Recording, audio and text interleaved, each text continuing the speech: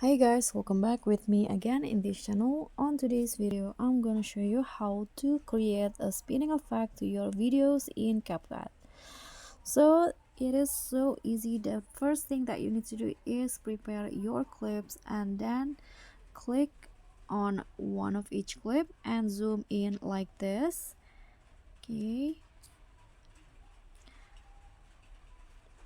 And then after that, add two keyframes, one at the beginning, turn it like this, then the other one at the end, and turn it again in the different direction.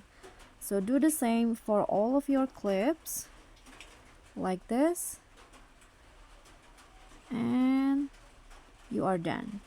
So the final result will go like this. It will make a spinning effect to your clips. And that's all from me. Thank you guys so much for watching. Don't forget to like, comment, and subscribe, and also click on thanks. Bye.